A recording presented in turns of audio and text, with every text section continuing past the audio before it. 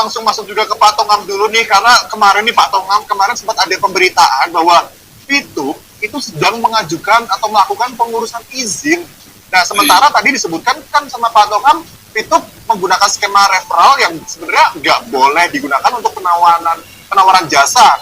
Kayak apa ya, sebenarnya isu-isu gimana sih Pak terkait katanya lagi ngurus izin ke SWI atau OJK itu Pak Tongam?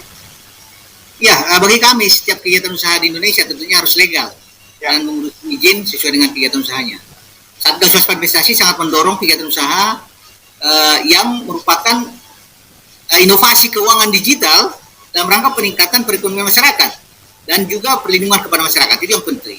Jadi kita mengatakan bahwa setiap usaha di Indonesia harus ada izin. Nah, mengenai Fitup itu beberapa saran dari kami pada saat rapat dengan Fitup. Yang pertama, mereka harus menggunakan mata uang rupiah. Ada 5 sebenarnya yang utama. Yang pertama tadi menggunakan mata uang rupiah.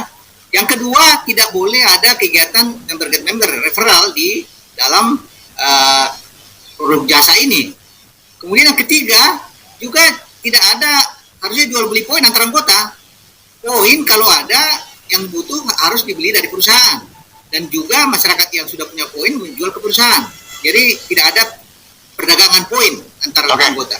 Kemudian yang keempat adalah servernya harus di Indonesia.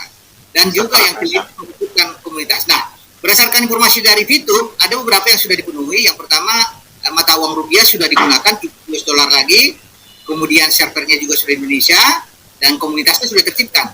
Dan 2 lagi ini tidak ada referral dan tidak jual beli poin ini. Mereka sudah menyampaikan juga surat kemarin ke Satgas Waspada Investasi mengenai 2 hal ini. Dan kami akan melakukan penelitian tentunya. Apabila mereka sudah melakukan kegiatan sesuai dengan arah SWI, tidak ada money game di sana, yang mungkin bisa dipublikasi, tapi harus sesuai dengan ketentuan perizinan dan juga tidak ada skema piramida di sana. Oke, siap. Buat kita semua nih Pak, aku saring dulu ya Pak ya, ini ada banyak, jadi ada pertanyaan buat Pak Anton dan juga buat Pak Tongam juga. Tapi Sobat Kom, netizen, warganet yang sedang menonton Tok Kominfo pada siang hari ini, jangan kemana-mana dulu dan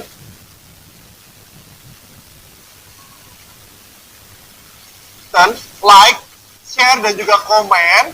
Dan kita langsung ajukan pertanyaan pertama nih untuk siapa nih? Aku naikin ya, Bapak-Bapak. Nah ini, pertanyaan yang pertama nih, dari Aditya Kencana.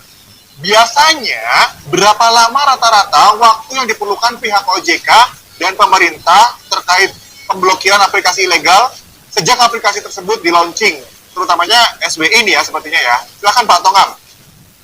Ya, ini tergantung pada seberapa cepat kita mendapatkan informasi, karena pemblokiran itu sangat cepat kalau sudah masuk ke Kominfo.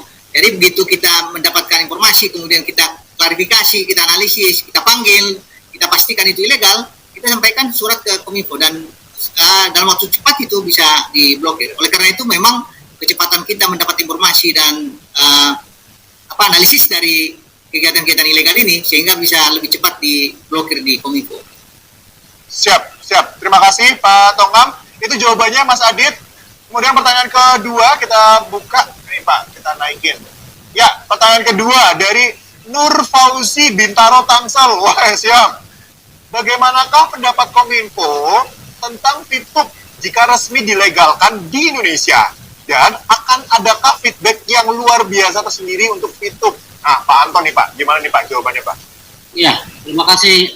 Ini Mas Nur Fauzi barangkali ya? Oh iya, Mas Nur kayaknya nih. Tangga saya di Tangerang nih. Oh, siapa? Tadi sudah jelaskan sebetulnya oleh Pak Tongam, Fitup ini kalau dia sudah memenuhi perizinannya semua dan tidak melakukan pelanggaran lagi terhadap tadi yang misalnya business plan-nya itu tidak sudah sesuai dengan ketentuan perundang-undangan, itu kan sesuatu yang bisa dibuka lagi nanti namanya dinormalisasi. Jadi tidak ada masalah sebetulnya sepanjang mereka telah memenuhi aturan perundangan. Jadi kalau nanti ada pelanggaran lagi diblokir lagi. Siap. Seperti itu Mas Nur. Siap. Berarti yang penting ya asalkan itu udah memenuhi syarat legal dan sesuai dengan undang-undang, pasti bisa dibuka lagi blokirnya seperti itu Pak Anton ya. Ya. Tapi kalau melanggar lagi ya diblokir lagi. Jadi jangan sampai melanggar undang-undang nih atau hukum yang berlaku di Indonesia. Oke, selanjutnya nih Pak, kita naikin ya Bapak-Bapak, kita naikin pertanyaan ketiga dari Robi Prasetyo. Apakah bisa pemerintah membuat web terintegrasi dari beberapa kementerian yang tergabung di Satgas Waspada Investasi yang selalu update dan dapat diakses oleh masyarakat untuk daftar perusahaan yang legal? Gimana nih Pak Anton? Dan juga Pak Tongam, silakan Pak. Ya, Pak Anton dulu, silakan Pak. Ya, Boleh, Pak? saya pikir ini suatu usulan yang baik ya. Tetapi sebetulnya di berbagai kementerian lembaga yang tergabung dalam Satgas Waspada Investasi itu bisa dicek sebetulnya mana-mana yang legal. Bahkan ada di siaran pers yang disampaikan oleh Satgas Waspada Investasi untuk fintech atau yang diusulkan untuk diblokir Kominfo yang artinya ilegal gitu, ada di sana. Jadi ini mungkin menjadi pertimbangan juga bagi kita SWI nanti Pak Tongamnya yang dipelajari untuk plus minusnya. Terima Ya kasih. benar Pak Opinius. Jadi memang benar ini suatu cita-cita kita sebenarnya. Tapi memang ini database yang sangat besar ini. Contohnya perdagangan itu mungkin nggak tahu jutaan siuk itu. Kita nggak akan bisa menampung atau bagaimana kita bisa mendapat itu. Kemudian dari koperasi, dari BKPM. Tetapi yang pasti saat ini data itu ada di masing-masing kelembagaan. Yang pasti adalah apabila kita menemukan kegiatan koperasi, kita bisa akses ke Kementerian Koperasi kan gitu. Kalau kita contohnya ada kegiatan travel umroh, kita bisa akses ke Kementerian Agama. Jadi masing-masing otoritasnya ada di sana. Ya, siap. Jadi ini sebenarnya ide yang oke juga, nanti mungkin bisa kedepannya dikembangkan. Tapi masing-masing kementerian lembaga sebenarnya sudah punya data tersebut. Kayak seperti tadi Pak Tongam sebutkan, koperasi bisa ke Kementerian Koperasi, kemudian ke misalkan haji dan umroh bisa ke Kementerian Agama, para pengelola atau mungkin yang memiliki badan usaha atau koperasi ini sendiri gitu. Oke, baik. Terima kasih Bapak-Bapak. Pertanyaan selanjutnya aku akan naikin. Ini ya, pertanyaan keempat nih Pak. Dari Mimi Erlinda Neolaka. Fenomena nonton iklan dapat duit ini banyak sekali aplikasi lainnya. Bagaimana langkah dari Kominfo maupun OJK untuk mencegahnya? Apakah harus menunggu laporan dari masyarakat? Ya, silakan. Boleh dari Pak Tongam dulu mungkin. Ya, sebenarnya banyak sekarang ini aplikasi-aplikasi yang dengan menonton iklan ini. Ada juga dengan hanya like, contohnya GoIns berbasis Instagram, like share, kemudian saat ini juga ada share result yang ada korbannya di Jambi dan Jawa Barat. Nah ini kegiatan-kegiatan yang memang kita identifikasi secara dini. Contohnya TikTokers ini sebenarnya tidak ada pengaduan, itu inisiasi dari Kementerian Kominfo yang ada di Satgas, karena dilihat semakin banyak ini masyarakat kita yang ikut. Jadi tidak melulu sebenarnya dari pengaduan masyarakat, banyak sekali yang kita hentikan dari ribuan investasi legal itu sebelum ada korban. Begitu mereka muncul kita injak. Namun demikian memang ada beberapa yang harusnya bisa kita tangani secara dini, tapi ada korban dulu. Seperti contohnya ada beberapa kegiatan-kegiatan yang memang masyarakatnya nggak ada dirugikan pada awalnya. Seperti TikTokers ini kalau kita biarkan sebulan lagi juga belum ada yang ngadu ini, karena masih diuntukkan dari uang masing-masing itu. Tetapi mungkin bulan ketiga, bulan keempat baru sudah ada yang itu. Nah, oleh karena itu memang itu tadi yang pertama kita sampaikan adalah peran serta masyarakat. Karena kami juga mendapatkan informasi dari banyak media, dari masyarakat mengenai investasi-investasi legal ini. Apalagi saat ini yang berbasis iklan, kan harusnya kan masyarakat kita banyak juga yang mengetahui ada sekarang ini kegiatan-kegiatan aplikasi yang memberikan keuntungan, hanya tidur saja bisa dapat uang. Nah, ini perlu disampaikan ke kami agar kami bisa menangani, dan perlindungan masyarakat yang utama bagi kami. Ya, terima kasih Pak Tongam. Pak Anton mungkin mau ada menambahkan untuk pertanyaan ini? Ya, saya pikir saya sependapat dengan Pak Tongam tadi ya. Memang ada beberapa aplikasi yang tanpa menunggu laporan masyarakat kami aktif, mungkin karena terus terang juga itu berdasarkan laporan juga dari masyarakat kan. Tapi tanpa harus menunggu diputuskan di rapat-rapat resmi, langsung diambil tindakan dulu dalam rangka pencegahan untuk mencegah supaya jangan terlalu banyak nanti kerugian di masyarakat. Ya, itu Mas Agus. Ya, terima kasih Pak Anton dan juga Pak Tongam. Jadi gitu guys, jadi gitu Mbak Mbak Mimi Erlinda Newalaka. Jadi kayak contoh yang kemarin ini aja ternyata dari inisiasi Kominfo dan Satgas Waspada Investasi ini. Jadi tidak melulu menunggu dari laporan dari masyarakat. Berarti itu ya Bapak-Bapak? Ya. Baik. Pak Tongam dan juga Pak Anton, 2 pertanyaan lagi ya, karena banyak banget nih. Ini ada 2 pertanyaan lagi nih, kita naikkan ya. Ya. Baik, pertanyaan yang kelima, ini dari Mas Hadi. Izin bertanya, silakan Mas.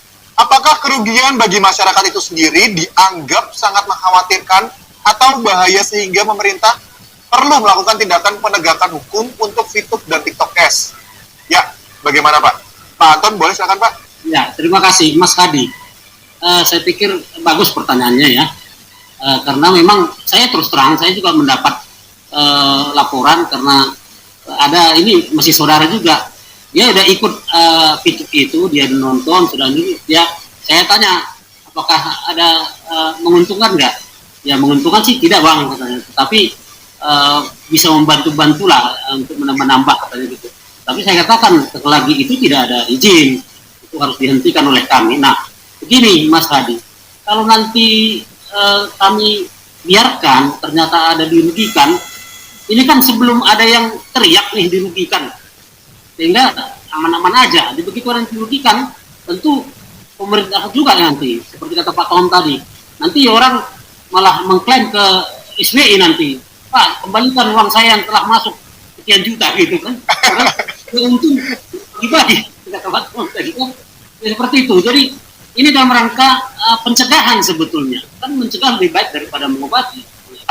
Begitu nanti sudah besar, ternyata dia sudah banyak yang dia dirugikan, tidak kembali pula, nanti kan makin besar kerugiannya. Jadi dalam rangka pencegahan sedini mungkin kami lakukan ini.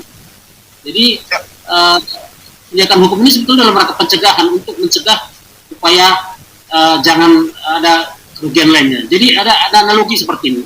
Ketika hakim memutuskan menghukum seorang pencuri kuda, jadi hakim mengatakan, saya hukum Anda supaya kuda-kuda orang lain jangan tercuri. Seperti itulah. Terima kasih. Siap, terima kasih Pak Anton. Pak Tongam kayaknya mau nambahkan nih Pak. Bentar, saya sependapat Pak Antonius, tapi saya nggak pernah kehilangan kuda, kehilangan burung, pernah burung. Burung apa itu Pak? Burung apa Pak Tongam? Burung yang berkicau. Ya, jadi memang benar. Jadi kegiatan-kegiatan seperti TikTok Cash, VTube ini yang diduga merupakan kegiatan skema piramida, kenapa harus dihentikan? Walaupun saat ini teman-teman yang ikut itu di TikTok Cash dan VTube mengatakan masih untung, tidak dirugikan, tetapi ini kan menggali lubang sebenarnya. Jadi ini kan seperti deret hitung ini. Hari ini mungkin 30, besok 90, besoknya 100, 2000 gitu. Ini semakin dalam, pada saatnya akan semakin banyak yang dirugikan. Oleh karena itu kita minta dihentikan sampai dia mengurus legal. Nah ini memang penting, normalisasi ini bisa saja sepanjang mereka melakukan kegiatan-kegiatan itu sesuai dengan izin. Jadi kita hentikan dengan segera, tidak mesti ada yang dirugikan, tapi potensi kerugian yang besar ke masyarakat kita ke depan, di mana nanti pada suatu saat dia meledak, nah ini menjadi masalah, jadi semakin banyak yang rugi. Ini ibarat piramida. Jadi pada saat ini kita potong di pucuknya, belum sampai ke lantai paling bawah. Jadi untuk menghindari kerugian masyarakat yang lebih besar. Walaupun sekarang ini mungkin ada kerugian di masyarakat kita yang pada ikut pertama, tapi kita menghindari kerugian yang semakin besar seperti piramida. Siap. Terima kasih Pak Anton dan juga Pak Tongam untuk jawaban di pertanyaan kelima untuk Mas Hadi ini. Satu pertanyaan lagi Pak, set bisnisnya sudah Normalisasi bisa saja. Jadi ini juga perlu disampaikan kepada masyarakat bahwa Satgas Waspada Investasi dan pemerintah mendorong sebenarnya kegiatan-kegiatan yang memberikan kontribusi pada perekonomian Indonesia. Ada saat ini inovasi keuangan digital yang membuat kita menjadi. Ya, ini dari Mas Budi Efriadi. Assalamualaikum. Waalaikumsalam. Pak Tongam, apakah VTube bisa dinormalisasi? Wah, ini kayak sungai ya dinormalisasi. Jika konsep bisnisnya sudah sesuai dengan peraturan perundang-undangan, Pak. Karena hanya ada 2 persyaratan lagi yang belum terpenuhi. Nah, gimana tuh Pak Tongam? Ya, seperti kami sampaikan tadi, denormalisasi bukan naturalisasi ya. Normalisasi. dinormalisasi bisa saja. Jadi ini juga perlu disampaikan kepada masyarakat bahwa Satgas Waspada Investasi dan pemerintah mendorong sebenarnya kegiatan-kegiatan yang memberikan kontribusi pada perekonomian Indonesia. Ada saat ini inovasi keuangan digital yang membuat kita menjadi lebih efisien, lebih murah, lebih mudah, mendapatkan keuntungan yang besar.